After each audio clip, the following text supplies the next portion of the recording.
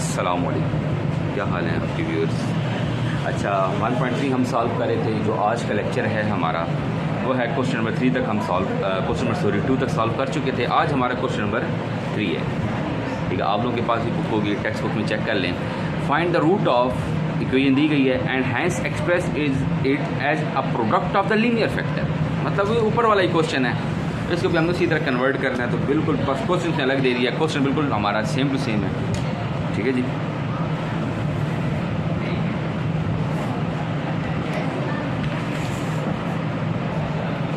Question number इसका 3 है। ये हमारे पास है Z4 प्लस 7Z² माइनस 144 अच्छा जी, इसके अंदर सबसे पहले हमने क्या करना है, इसके फैक्टर बनाने हैं। वही क्वेश्चन, बस फैक्टराइजेशन ही आप आई थिंक पढ़े। Z4 हम इसके बना लेंगे प्लस 19Z² प्लस 16Z² और माइनस 9Z²।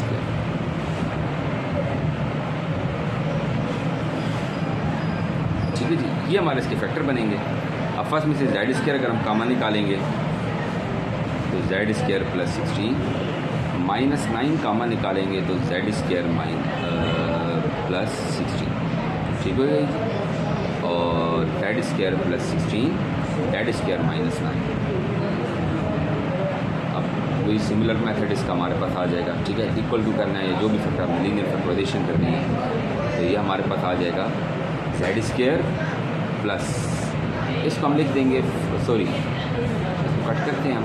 Z² आपको जो मेरा पिछला लेक्चर था आपको अच्छी तरह समझ आ जाएगा। यहाँ का माइनस करेंगे और उसको 4 आयोटा होल का स्क्वायर लिख देंगे और इसको Z² माइनस 3 का स्क्वायर। ठीक है जी, हम पीछे इक्वल हटा देते हैं, 0 इक्वल हटा देते हैं। A² minus Z plus 4 iota Z minus 4 iota multiply by Z plus 3 multiply by Z minus. तो ये आपका क्वेश्चन कंप्लीट। लीनियर फैक्टर आपको कुछ फैक्टर बचे नहीं है, क्वेश्चन आपका कंप्लीट। वही क्वेश्चन है। अच्छा जी, अगला क्वेश्चन आता है solve the following complex quadratic equation by completing square. Question number 4 है, बुक्स आपके पास होंगी, आप इसको मैनेज कर लेंगे। ठीक है जी, तो हमारे पास आ जाएगा solve the following complex quadratic equation by completing square method. हमने इसको किससे करना है, कंप्लीटिंग स्क्वायर मेथड से क्वेश्चन को सॉल्व करना है। तो फर्स्ट पार्ट है इसका 2Z² माइनस 3Z प्लस 4। बहुत आसान क्वेश्चन है, या पहले भी ऑलरेडी सब कुछ डिस्कस पढ़ के आए हुए हैं। तो वही पुराने क्वेश्चन हैं जिनको हमने क्वाड्रेटिक कंप्लीटिंग स्क्वायर से, मतलब क्वाड्रेटिक इक्वेशन को सॉल्व करने के 3 मेथड होते हैं। फैक्टराइजेशन होता है, कंप्लीटिंग स्क्वायर होता है और क्वाड्रेटिक फार्मूला होता है। तो इसमें हमें बाउंड कर दिया कि हमें इसको कंप्लीटिंग स्क्वायर से ही सॉल्व करना है।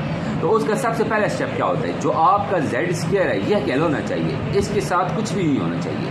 मतलब अगर 2 आ रहा है, 3 आ रहा है, 4 आ रहा है, जो भी आ रहा है, इसको अकेला करना है। 2 आ रहा है तो हम क्या करेंगे, 2 डिवाइडेड होल इक्वेशन।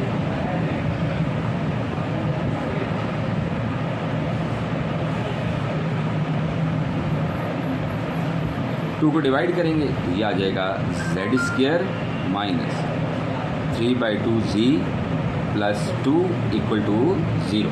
देखिए हमने डिवाइड किया, 4 को 2 पे डिवाइड किया, 2 आ गया, 3/2 आ गया और 2 से कट हो गया। नेक्स्ट स्टेप हमने क्या करना है, कांस्टेंट को शिफ्ट करते हैं। Z² minus 3/2Z equal to minus 2। अगला स्टेप क्या होता है, जो भी चीज़ Z के साथ मौजूद है, जो भी चीज़ Z के साथ मौजूद है उसको हमने 1/2 से मल्टीप्लाई करना है, मतलब उसको हाफ करना है। अब 3/2 को अगर हम 1/2 से मल्टीप्लाई करेंगे ना तो ये बनेगा 3/4। ठीक है, तो हमने क्या करना है, जो भी चीज़ Z के साथ मौजूद है, मतलब X हो, Z हो, जो भी हो, मतलब सेकंड पॉलिनोमियल के साथ मौजूद हो, हमने उसको 1/2 से मल्टीप्लाई करना है। 3/2 है, इसको हम मल्टीप्लाई करेंगे 1/2 से तो ये बनेगा 3/4। जो भी चीज़ बनेगी उसका स्क्वायर प्लस इधर भी करना है 3/4 का स्क्वायर और यहाँ भी -2 प्लस। अब यहाँ पर देखें ना कि हमने स्क्वायर कंप्लीटिंग स्क्वायर नज़र ही आ रहा है कि हमें स्क्वायर को क्या करना है, कंप्लीट करना है। तो यहाँ पर देखें ना 3/2 है, इसके साथ 2 नहीं है, हम 2 से मल्टीप्लाई डिवाइड करते हैं। ये 2 से मल्टीप्लाई किया तो हमें क्या करना पड़ेगा, डिवाइड। तो ये 2 मल्टीप्लाई बाई 2 क्या हो जाएगा 4, लेकिन 2 2 से कट होगा तो 3/2 ही बनेगा ना। इसको हम साथ साथ सॉल्व कर लेते हैं। ये आ जाएगा 9/16। अच्छा, ये आ जाएगा a² + b² - 2ab, तो z - 3/4 होल का स्क्वायर इक्वल टू 16 एलसीएम आ जाएगा हमारे पास, ठीक है जी।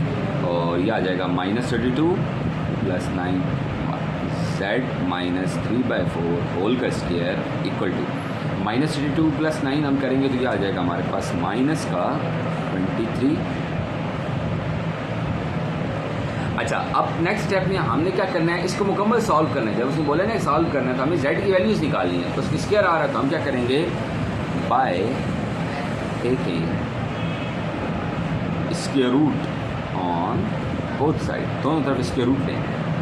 z - 3/4 होल का square root equal to square root of -23/16। इस रूट जब ख़त्म होगा तो हमारे पास आ जाएगा z -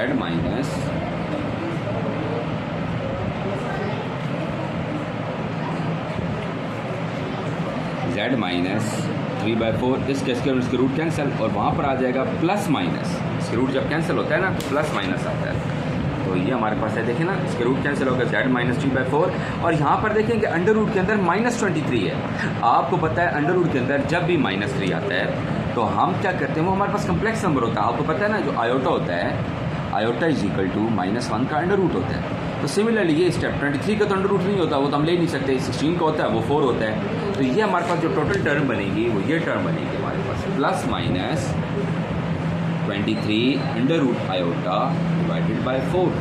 ये आपने इसका आंसर लाजमी, आयोटा अगर जब भी अंडर रूट के अंदर आए तो आपने माइनस लाजमी, माइनस आएगा अंडर रूट के अंदर तो आपने आयोटा मस्ट लगाना है। आप नहीं लगाएंगे तो आपका क्वेश्चन गलत हो जाएगा, ठीक है जी। तो ये हमारे पास आ जाएगा z = माइनस का 3/4 है, इधर आएगा तो +3/4 and +-23 under root iota divided by 4। हम क्या ले लेते हैं, इसका एलसीएम आएगा 4, तो z +-23 अंडर रूट आयोटा, तो ये आपका इसका, सॉरी यहाँ पर 3 है, z नहीं है, 3 है, ठीक है जी। ये आपका क्या आ जाएगा, इसका आंसर आ जाएगा। अच्छा, नेक्स्ट पार्ट भी आपका सिमिलर इसी तरह पार्ट है कि सॉल्व कंप्यूटिंग स्क्वायर, यही मेथड है आपका। मैंने आपको मेथड अच्छी तरह समझा दी है। एक क्वेश्चन मैं आपको और करवाता हूँ, आपकी बाकी प्रैक्टिस पे है, ठीक है। हमारा जो लेक्चर होता है ये क्लास का लेक्चर है, इसमें सिर्फ आपको क्वेश्चन समझाना है, ट्रिक आपको समझाई जाती है। अगर आपको क्वेश्चन में किसी किस्म का प्रॉब्लम आता है तो आप कमेंट्स के अंदर बता सकते हैं, आपको बता दिया जाएगा प्रॉब्लम। अच्छा, इस क्वेश्चन में देखें, सबसे पहले स्टेप तो हमारा ऑलरेडी स्किप हो चुका है कि जो z² है वो ऑलरेडी अकेला है। हमने सेकंड स्टेप करना है, वो क्या स्टेप करना है, कांस्टेंट को शिफ्ट करना है, यहाँ पर -30 आ जाएगा। अगला स्टेप होता है जो z है, z के साथ हमने क्या करना है, जो भी चीज़ मौजूद है उसको 1/2 से मल्टीप्लाई करना है। तो 6 × 1/2 3 आएगा, 3 का स्क्वायर हमारे पास बन रहा है, तो 3 का स्क्वायर हमने दोनों तरफ क्या करना है, ऐड करना है। z² - 6z + 3 का स्क्वायर = -30 + 3 का स्क्वायर। तो यहाँ पे हम इसको लिख देंगे z² - 2 × 3z + 3 का स्क्वायर इक्वल टू -30 + 9। तो ये देखें a² + b² - 2ab z -3 whole का स्क्वायर इक्वल टू, यहाँ पर हमारे पास कितना आ जाएगा, -21। सिमिलरली टेकिंग इसके रूट ऑन, हम इसके रूट दिलेंगे दोनों तरफ, तो ये आ जाएगा z - 3 equal to +-21 under root, और साथ क्या आ जाएगा, आयोटा।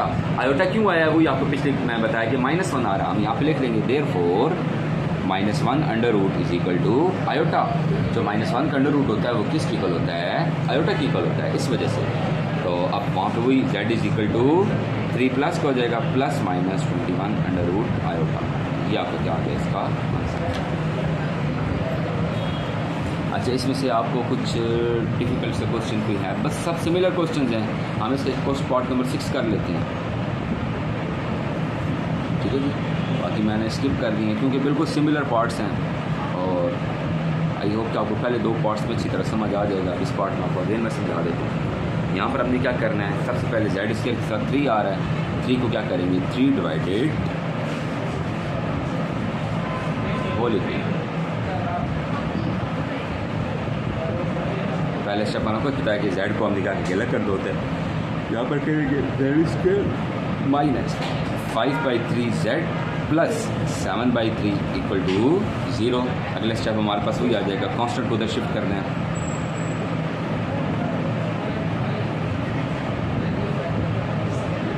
आप देखेंगे जो 5 जेड के साथ मौजूद है वो हमारे पास 5/3 है, इसको 1/2 से मल्टीप्लाई करना, तो ये कितना बन जाएगा 5/6।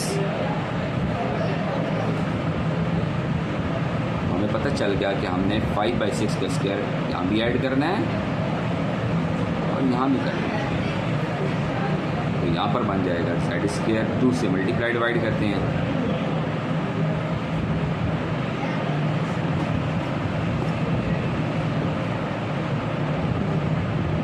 यहाँ पर आ जाएगा 25/36। ठीक हो गया जी। अब ये देखें A square plus B square minus 2ab Z minus 5/6 whole का स्क्वायर इक्वल टू, यहाँ पर अंडर रूट हमारा एलसीएम ले लेंगे, 36 एलसीएम आ जाएगा।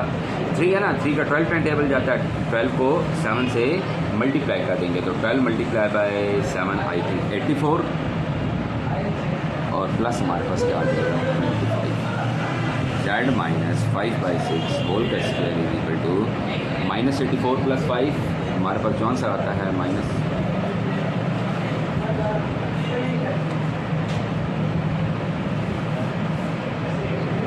-59। वही हमने अगला स्टेप देखें, इसके रूट ऑन बोथ साइड, इसके रूट ले लेना है, z minus 5/6 is equal to plus minus 59 under root, साथ हमने आयोटा भी लगाना है, डिवाइडेड बाय 6, तो जेड इज इक्वल टू ये प्लस हो जाएगा 5/6 plus minus 59 under root divided by 6, और साथ आ जाएगा आयोटा। यहाँ पे वही स्टेप हमारे पास जो फाइनल आंसर है मैं यहीं पे लिख देता हूँ, तो ये हमारे पास आ जाएगा 6 एलसीएम आ जाएगा 5 plus minus 59 under root iota. ये आपका क्या हो गया आंसर। इंशाल्लाह आपके पास नेक्स्ट मुलाकात होगी अगले लेक्चर में। अल्लाह हाफ़िज़।